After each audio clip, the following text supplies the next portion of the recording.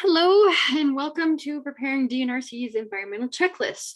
My name is Demi Blythe and I'm the MEPA coordinator for the DNRC Conservation and Resource Development Division. And this checklist is a uniform checklist that we use for our division overall. So today I wanted to go over why we need to do this and why we're asking applicants to fill this out, as well as provide some step-by-step instructions and an example checklist so that you know what it is we're looking for when we ask you to fill this checklist out. I'll provide a summary at the end, as well as additional resources to look for information to help you fill out the checklist. So why is this necessary? And rightfully so, that is a great question.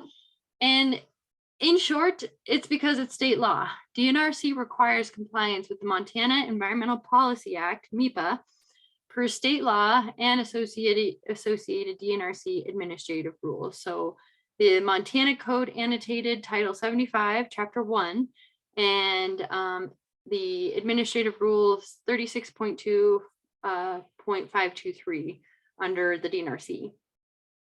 And MEPA was essentially drafted for the benefit of Montanans, and so that they have a right to a clean and healthful environment. And so by and large, it's the public's opportunity to be involved in any sort of state agency action that would have impacts on the environment. And specifically, MEPA requires that state agencies prepare a detailed statement or environmental assessment on any project, program, or activity directly undertaken by the agency.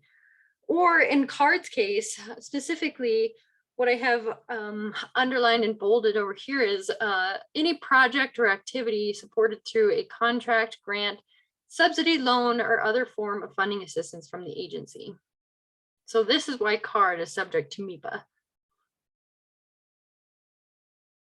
All projects are subject to some sort of MEPA review. There are just certain projects that we will be required to perform a full environmental assessment or EA on. In addition, a MEPA decision must be finalized by the DNRC before activities triggering any environmental impact start. So in essence, projects cannot go to bid or at least go to construction without the final decision notice in hand. And that will be, the final decision notice will be in the grant manager's hand, and they will give you word to begin construction on your project. So now that we have the why, I thought it would be good to go into the how and step-by-step instructions and give overviews of the certain websites that we're looking at and the information you can pull. Specifically, I wanted to start with what's kind of new in the updated environmental checklist. Some of you may have seen an older version. This has been updated, and it is a fillable form, a fillable Word document form. And it still is important and largely because a project will not be eligible for funding if it results in significant adverse impacts, even after mitigation. I've also added in the MEPA language in terms of why we are required to prepare this. And then I also go in to talk about scoping, the public comment process, basically. And this is really essential for projects that have not been sufficiently noticed for the public, i.e. public meetings, letters of support, etc. And so what DNRC will do is for a drafted environmental assessment, we will post the environmental assessment on the public notices webpage for a minimum of 2 weeks. This could be longer depending on the level of environmental impact, which is discretionary per DNRC. So if we determine a project may have more significant impacts, we'll do a 30-day comment period.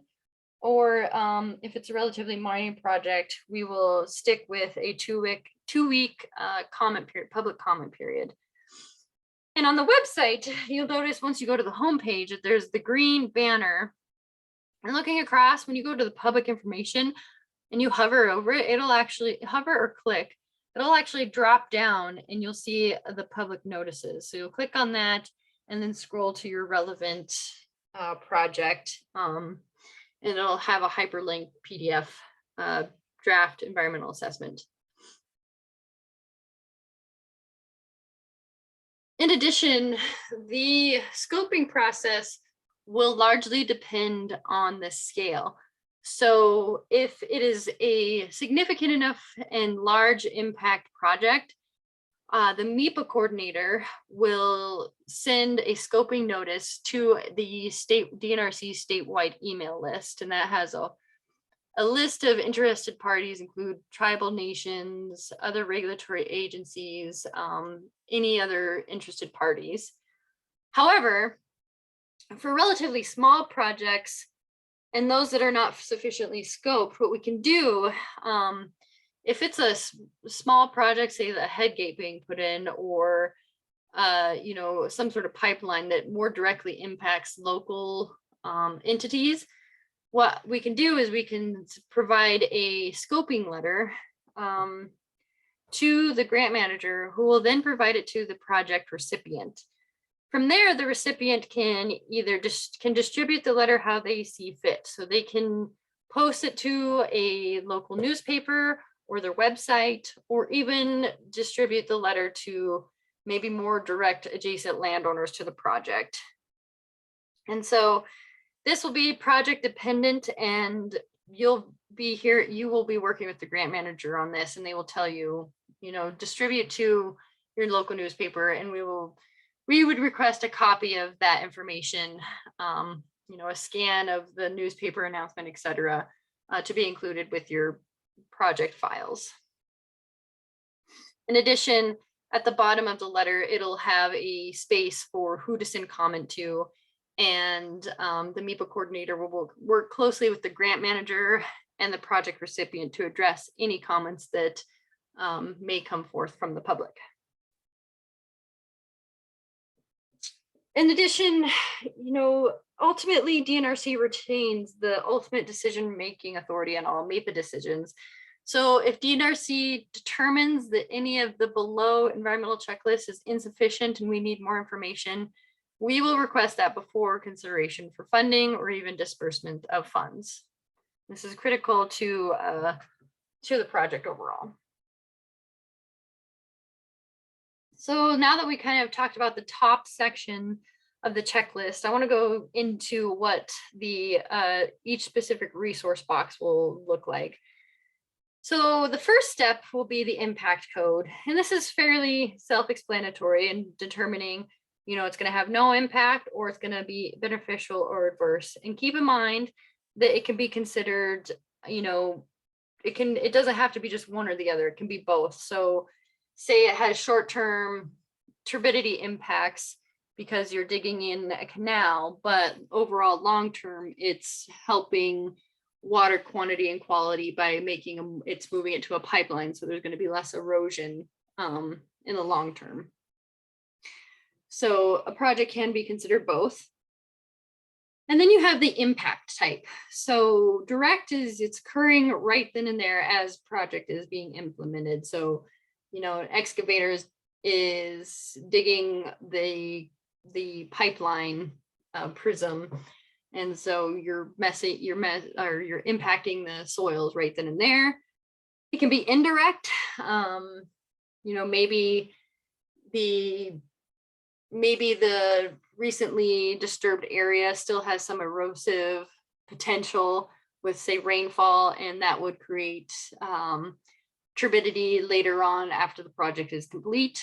Or cumulative, and cumulative is an interesting concept, but by and large you need to think about the potential past, present, and future impacts associated with any other entities that may have impacted the project area, or any other state or non-state activities that may have occurred in the area that could further impact the specific resource. So you know, it builds upon the impacts that you're currently doing to that particular resource. So again, I'll use the maybe irrigation example, but you have maybe a dam having been implemented in the area recently. So that's been impacted in terms, the water quality and quantity has been impacted, maybe soils in terms of constructing that dam. And then you want to build maybe a pipeline from that dam to connect to, a tributary. So then you have additional impacts to the water quantity and quality through an addition of a pipeline, and further impacts to the soils for more construction work. So that can be an example of two different activities that would have compounding effects on that particular resource. So keep in mind other state agencies or state or non-state activities that might have occurred in your project area with cumulative impacts. And then the real meat and potatoes is the explanation. So I have included current conditions into these boxes. And the reason being is that the current you guys, the project recipients are the eyes on the ground. We're doing this as kind of a remote assessment. So, as grant managers, we're just distributing the funds, but we don't often get to see what the project is on the ground. We don't get to see the location. That's, that's the project recipient, as well as your maybe contracted engineering. So you guys have the best idea of your project and its natural resources and what will be impacted. That being said, we need to understand the current conditions, because that provides a baseline from which to compare your proposed alternative and to determine just what level of impact might occur to the particular resource. So describing the current conditions is really immensely helpful for our understanding and for developing our environmental assessment. And then for your proposed, I preferred our proposed alternative. I will switch between saying both. This is where you're going to describe why it's, a beneficial or direct, etc. impact, any cumulative impacts. And if it is adverse, we would appreciate some description on the severity, duration, extent, and frequency of those impacts. And also critical to this is your mitigation to those potential impacts, and maybe any best management BMP practices that you are implementing to mitigate some of those adverse impacts.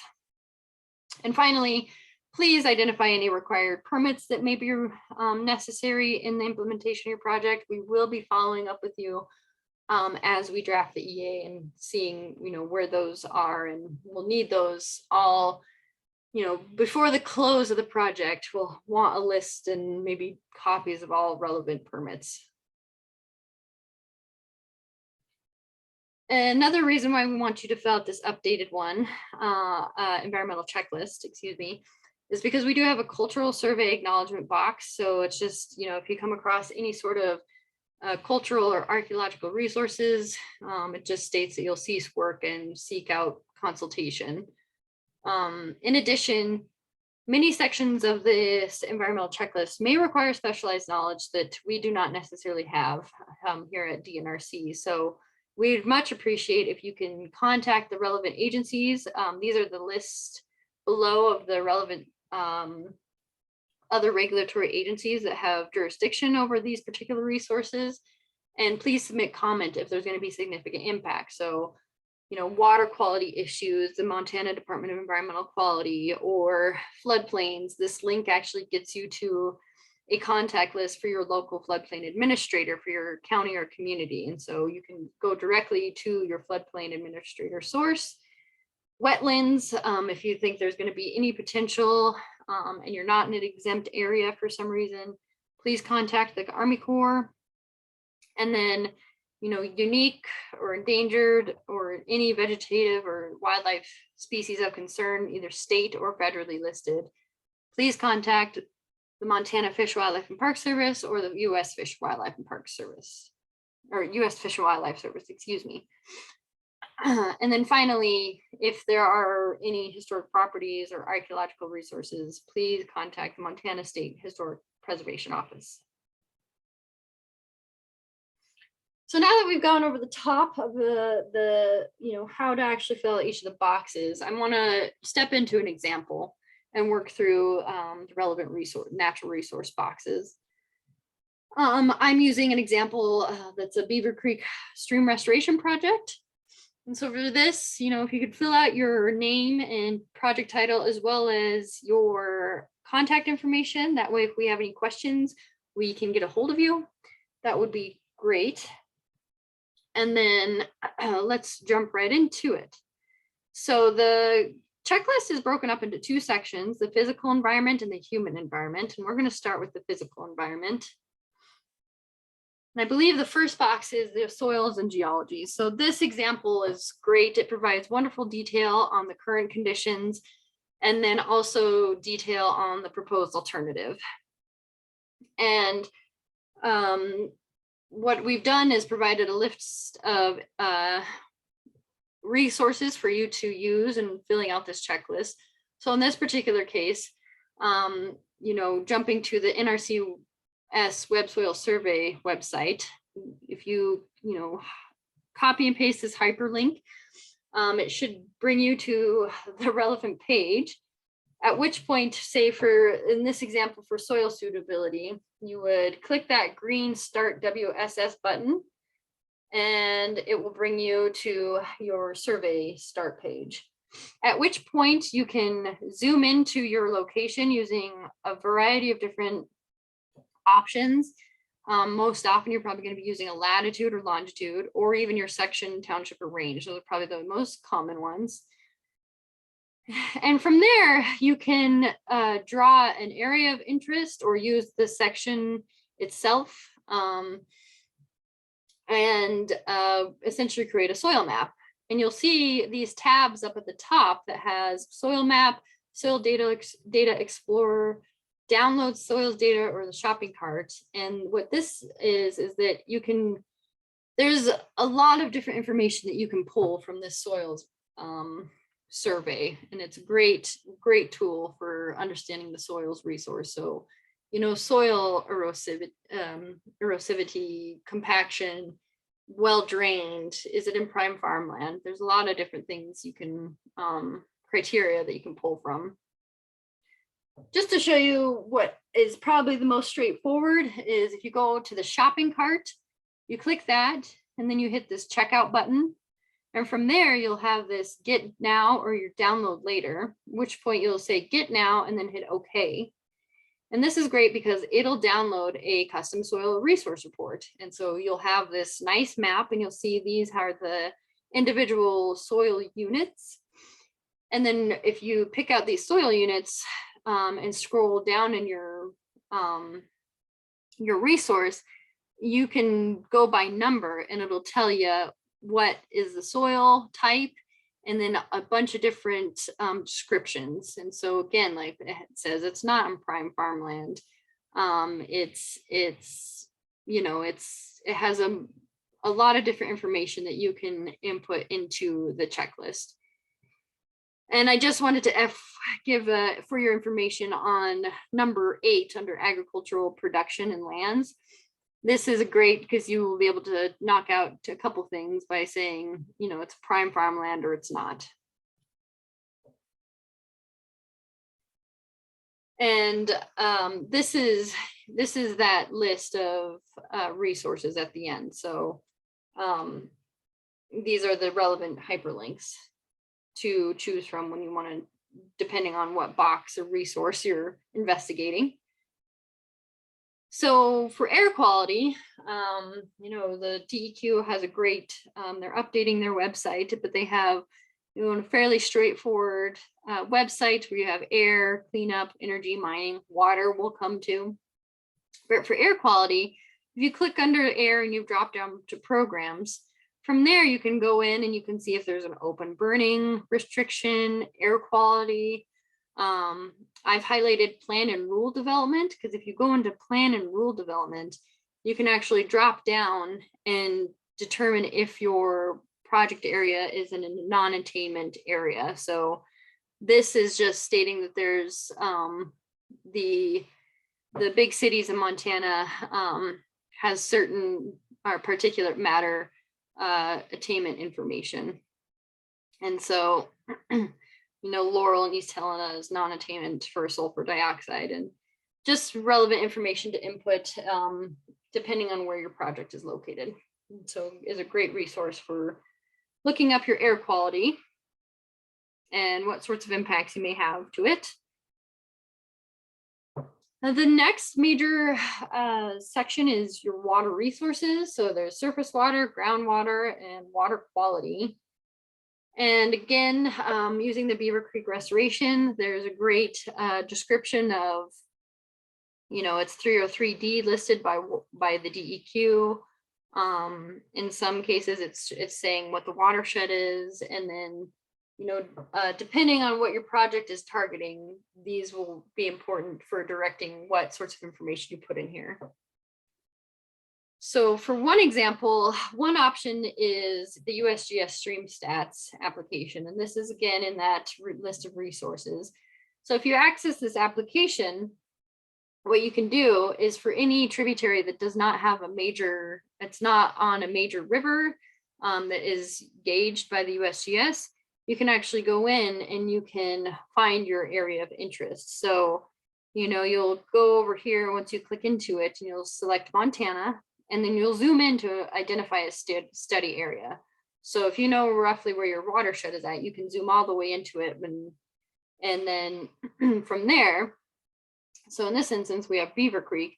You zoom in enough, you click on this and it'll delineate a basin. So you'll click on one of these points, you can double click, or you can click and then hit delineate. And what it should do is it should pull up your, give it a minute to think, but what it should do is it'll pull up that watershed area of interest. And then from here, you can download and gather.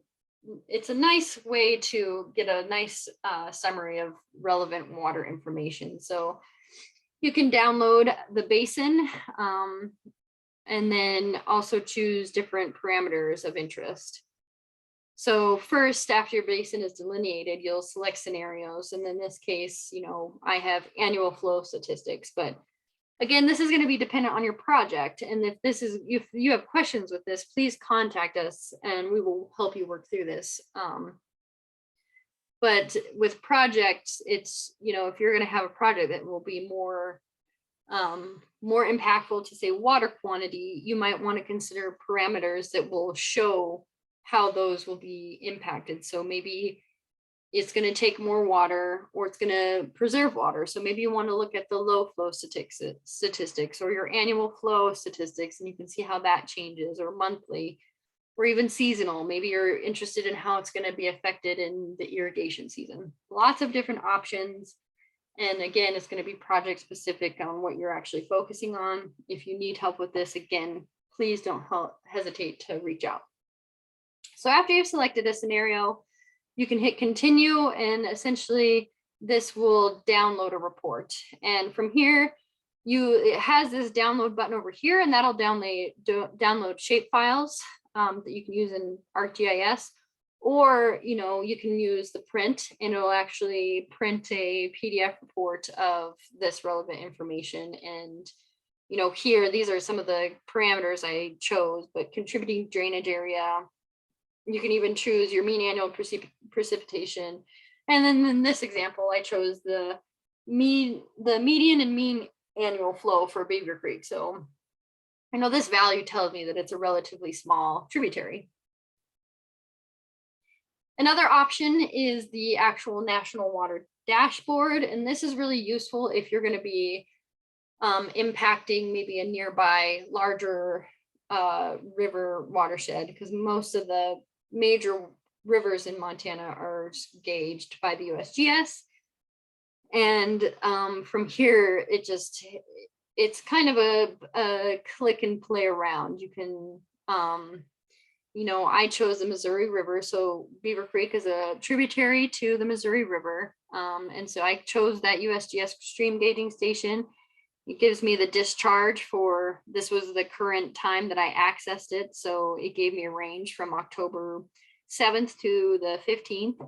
And it can give you daily information. It can give you mean annual flow, instantaneous. There's a wide range. Again, this is going to depend on what your project is specifically going to impact in terms of maybe quantity or quality. So it can be broad, it can be as narrow as we need it to be. It's just dependent on what your project is impacting and what parameters to, relevant parameters to choose from there. The next resource as far as water resources would be groundwater. And the Montana Bureau of Mines and Geology is a good website. You can go to this, this is their main page. And if you click on their maps, data, and publications, it'll bring you down, it'll open up maps where you can look in and drop down, and it'll show you groundwater maps as an option. And specifically, it has the Groundwater Information Center. So you'll choose this web mapping application. And from there, we call it GWIC, but your groundwater information center or water wells, and you can get an idea of the groundwater levels in your particular project area. So once again, using the Beaver Creek watershed, all these different points are static, can give you a static water level information. So you can kind of get an idea, a very broad scale, and it's not fine-tuned by any means, of the sorts of water levels in your immediate project location, whether they're shallow, 10 to 15 feet, or really deep, going on 100 to 400 feet deep in some cases. So you'll know if your project is going to potentially be on that border of impacting groundwater resources. Jumping back to DEQ for water quality, if you go to their water, on that main page, it had that water quality site. Clicking on that, it'll bring you into here, and you can discover the data, the water quality data. And this Discover DEQ throughout Montana is actually a really great option in terms of if you just want to look at it via mapping resource and go straight and zoom into your watershed area of interest. So this is actually jumping into it, this Discover DEQ, and then you can, gives you these options for the maps. If you go into water quality, you have a different list of items. So you might want to know what its water quality use class is. Is it, good for aquatic life? What's it impacted by? So in this case, again, I have the Beaver Creek example, and you can zoom in. I chose Montana streams, and this actually gives me all of the relevant information I would want. You click on it, it'll pull up this attribute box, and you can see that it has the use class and all other information in there. Next, floodplains. Again, I have that listed in the relevant resources, but if you go to DNRC, you have this local floodplain administrators. If you click on that, that will get you to that list for the local floodplain administrators by county or your city. So the best thing to do is to contact your local floodplain administrator if you think you're going to have any impact to your floodplains. For wetlands, this is a great tool to see if there are any wetlands that you might be impacting, but I'm still going to heavily suggest that you still contact the Army Corps of Engineers for pre-consultation after using this map. If you see you're in the immediate vicinity of wetlands, please contact the Army Corps, because they will better be able to describe if you're going to need a consultation and potentially a permit to work near the wetlands, regardless if it's beneficial or adverse as well.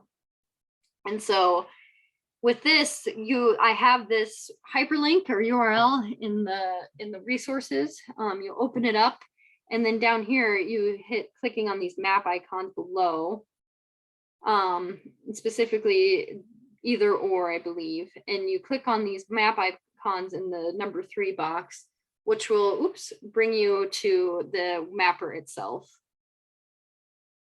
And from there, you can find location. You can, if you have a general idea of where it's at, you can zoom in.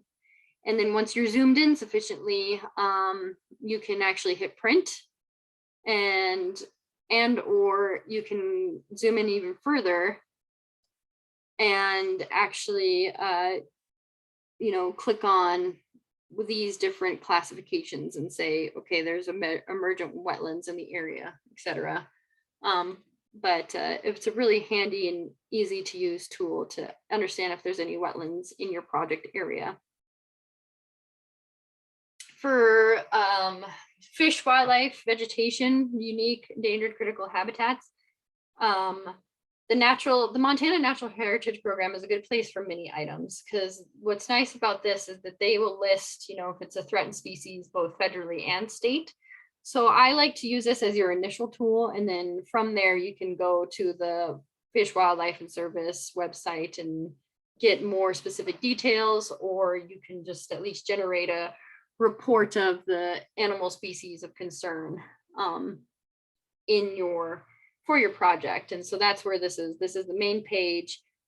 There's a map viewer it's a great tool to look at your land to cover and type for vegetation. And then these species of concern reports for animal plants is probably the top. These three are probably the top sources of information for you to use. So specifically the map viewer, so I'm going to just click into here.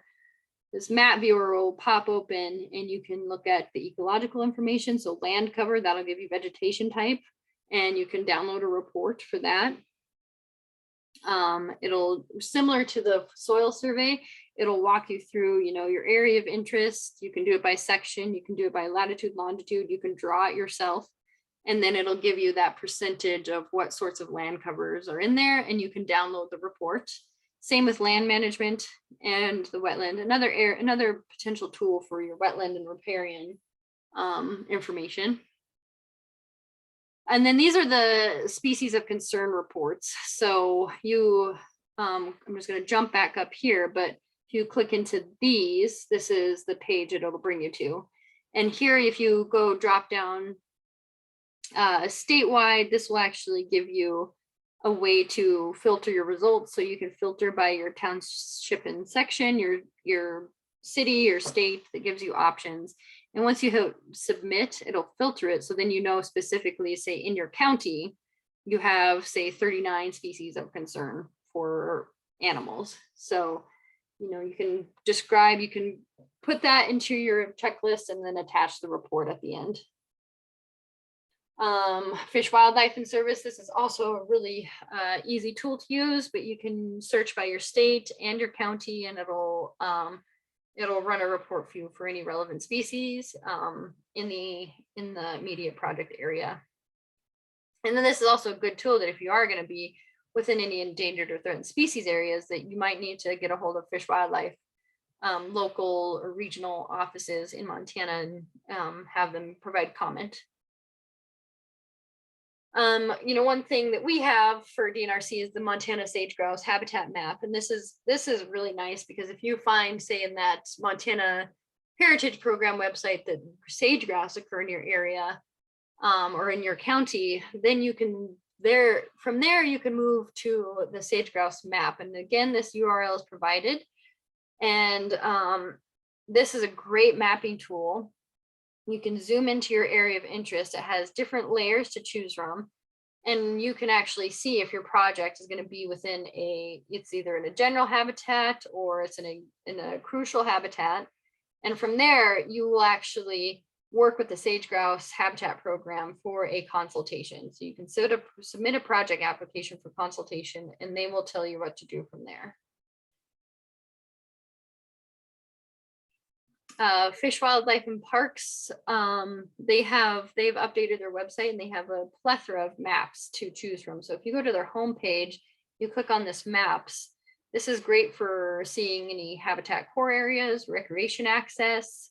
It has a full list of things to choose from for navigating and providing current conditions for your environmental checklist. So for one example, you might have the State Wildlife Action Plan. You can click on this and see what streams are under that action plan and what priority they're under. So the Yellowstone is like priority 3. But once again, thinking about jumping back to our Beaver Creek example, you can click on that and or I guess in this case, it's this is the general map, and I just have highlighted here the Blackfoot River. So it's under that aquatic focal area for the Fish and Wildlife Service. So you know that it's under a state action plan. For any unique or geologic features, again, I'm going to bring it back to that Montana Bureau of Mines and Geology website. It has a great Montana geologic maps, can give you detailed lithologies and unique stratigraphic features in your project location.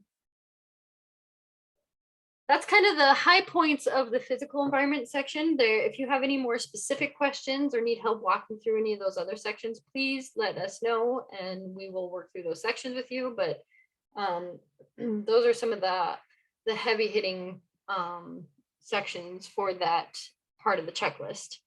So now I just wanted to jump in and show you a few things with the human environment section.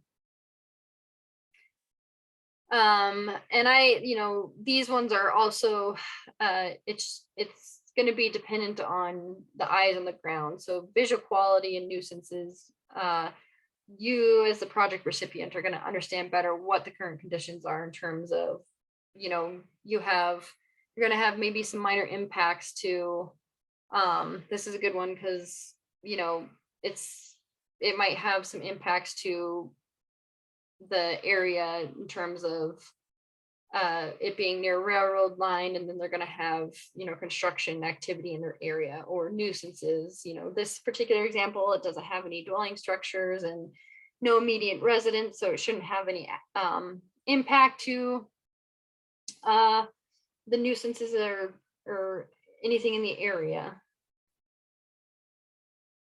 And this is, again, this historic properties, cultural and archaeological resources.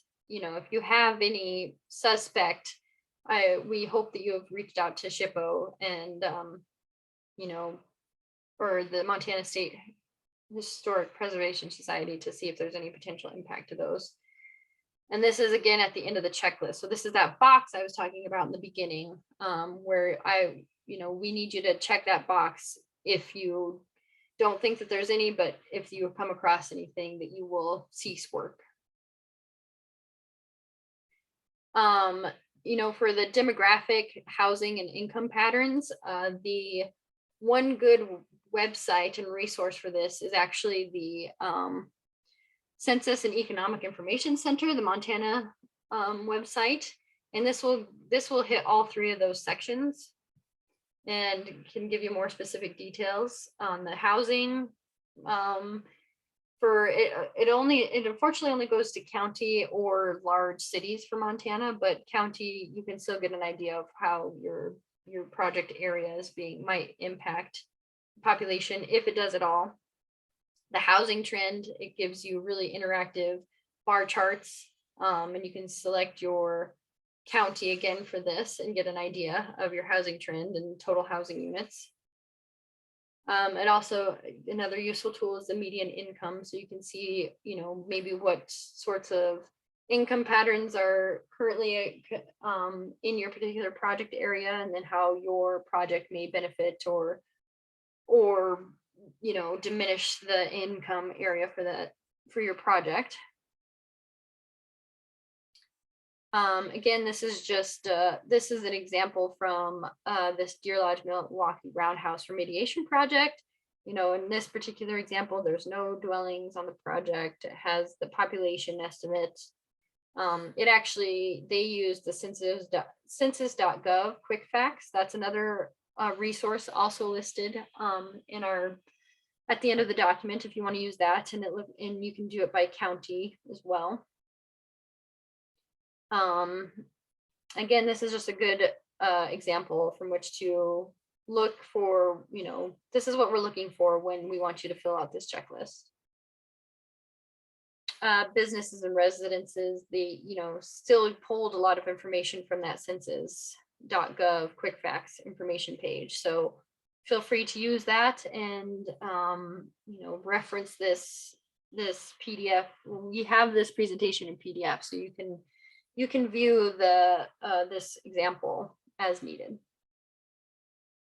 And I just wanted to pull up the quick facts. So this is at census.gov, the federal website. And then here you have that quick facts, access local data. You can enter your county, town, zip code, and then select your fact or what your essentially your parameter of interest. So your economics, information, etc. from there. This is great because it does allow you to get an idea of your local economic conditions and what sorts of impacts you'll have to, or your project may have to the economic status of the area. Local and state tax-based revenues. The Department of Revenue completes reports every couple years, and this is a great one to pull. They break it down by county, and you can go through and look at parcel information, or excuse me, you can look at relevant kind of statewide trends in terms of the state and local tax revenues. It's a great report to reference, and I do have that also in the resources list. The community, government, and services and facilities. This is just, do you have schools in the area, playgrounds, medical services? How will those be impacted with your project? Commercial industrial facilities, like in this particular, it's a city-owned property, and this is going to benefit it by removing contaminated soils. Social structures and more. Essentially, what are some of the social ties to the community with this project? Will it impact any of that? What's going to benefit? How are the social structures going to benefit? Land use compatibility, they want to change it to a open space park, so it's going to benefit its land use compatibility. Energy resources are the best way to think about this is, it's right now, this particular example, it's not using any power, but maybe, there might be some consumption used from construction activity or when they actually implement some of this. So those are the best way to think about energy resources. Solid waste, what are they going to do with their waste, and how is that going to impact from the proposed alternative? And then wastewater and stormwater, how is it going to benefit these resources? And again, please look at, if your project potentially has any impact, say to stormwater, you do need to consider stormwater discharges permits from the DEQ. So if you are a project that will have those sorts of impacts, please reach out to DEQ. Is there a community water supply that it will be impacting in any way? Fire protection, are there any hazards? Cultural facilities is kind of funny because it's not necessarily the cultural or archaeological resources. It's more of, what sorts of current cultural resources might be in the area, and how would that elevate or diminish those with the implementation of the project. Transportation networks and traffic flow, this is you should have a good idea of if you're going to have to close down roads during the duration of the project and how long-term that might be. The consistency with local ordinances, resolutions, or plans. So, one thing I like to draw back to is we have the state Montana water plan. A lot of irrigation projects are trying to be more efficient, and we'll tie back to that state water management plan. Or if there's any other zoning things, in this particular, I liked this example because, they labeled it as what zone it is. It's industrial manufacturing, and how that it'll be impacted, how the project will impact those zoning, and how it'll again elevate or diminish those plans. Private property rights, this is just, is there going to be any sort of easement issues in terms of private property? Do you need to consider, site title opinions, etc., when you implement your project? Also, another good resource just for private property information is the Montanacadastral website. And I also like using this just because it has, you can click on a parcel, so and you can get an idea of its tax year, and so you can kind of get some more information on taxable income and what might, if your project will benefit taxes and the economics this way too, if it's a relatively small scale project. So the cadastral website is also good for both private property rights as well as some economic information for more local information. And it's pretty self-explanatory to use. You can zoom in and choose your section. You can go by owner, county if you know them, and search. It's really straightforward. That concludes the examples. And again, those are some of the highlights from the checklist. If there's more specific examples you have questions on, please contact us or please use the examples in this presentation. We're here to help. So we want you to fill out the checklist as complete as possible, but we can help you in any way possible. And, a big thing again is to contact the necessary agencies with any specialized experience for those relevant comments and areas. And I do want to note that these can come after contracting, but they do need to be submitted to a grant manager before construction, because we'll tie this all together. And if we have to do an environmental assessment, we'll be adding these comments into that environmental assessment. And then there are certain timelines that I have in the next slide that so you are aware of what's happening on our end after we receive your checklist. So, you submit your checklist either with the application or after approval, but prior to contracting. The DNRC grant manager reviews checklists with the MEPA coordinator for completeness. At that point, we'll send it back if we need more information. If we need any comments, we'll let you know. DNRC will then draft a relevant MEPA decision memo, and that's on us to do. So this needs to, but again, as I mentioned way early on, this decision memo needs to have final approval before going to bid and or construction. And the grant manager will tell you when that occurs. The DNRC final MEPA decision memo, if it's an EA, it could be at minimum a month before a final decision is complete. Could be longer depending on the workload of the MEPA coordinator. But after that final MEPA decision memo is approved and in the project files, the grant manager will give you the green light to go ahead and start construction.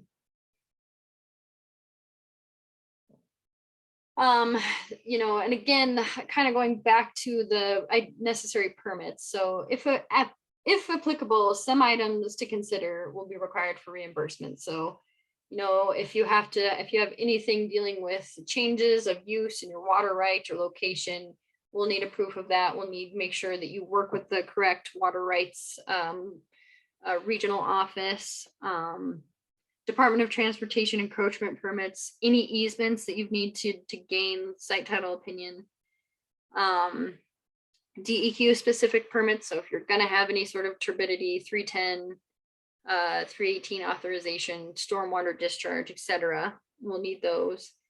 If you're going to be working in a floodplain, at least a consultation, wetlands, a consultation, up to including a section 404 permit, consultation with endangered, Montana Fish, Wildlife and Parks or Fish Wildlife Service, and then finally the Montana State Historic Preservation Office for any historic or archaeological resources. For resources, I just wanted to provide a list in here so that you could reference them. Again, there's a list of resources after the checklist. And if you just have any other questions, please contact the DNRC grant manager listed on your grant application or within the agreement, and we will help you in any way we can in filling out the checklist so that it's sufficient for our needs and we can get your project moving forward. We do have on the DNRC website under the resources and training, I have this hyperlinked in this document.